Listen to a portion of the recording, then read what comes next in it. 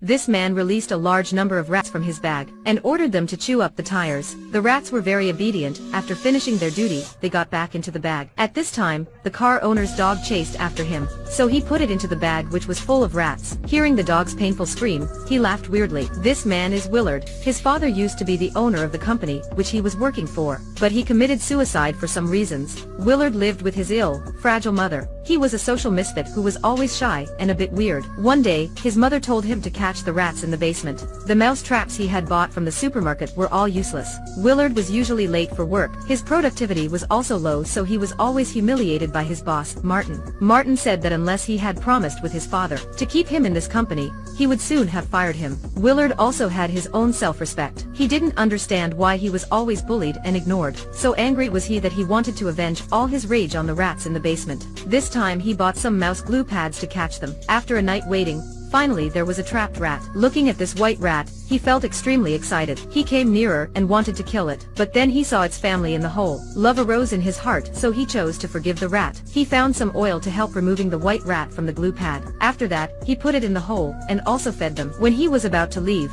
Willard saw that the rat didn't want him to leave. He burst into tears. The next day, he was late for work again. This time, he was abused again by Martin and locked in the elevator.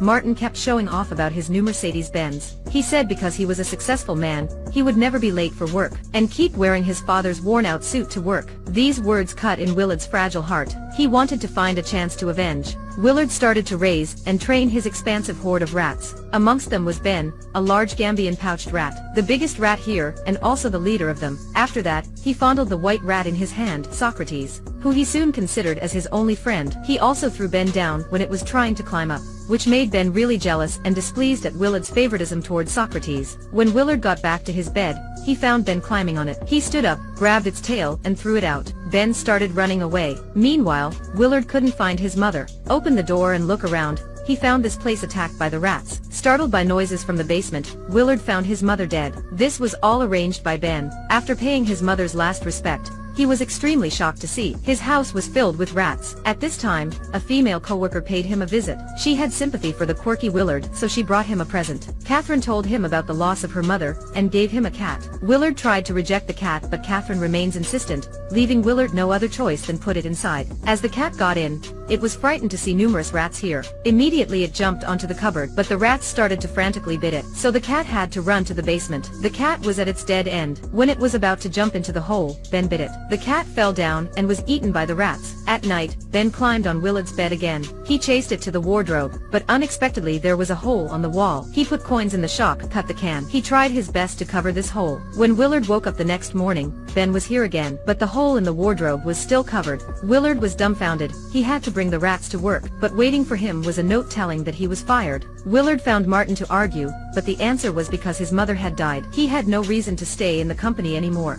At this time, Martin's secretary discovered Socrates in the supply room. Martin went crazy and killed it, leaving Willard completely hopeless. Being pushed to breaking point, he kept questioning himself. What can I do? What should I do? Willard hatched a plan to avenge Socrates with Ben. He summoned hundreds of rats. At this time Martin was at work.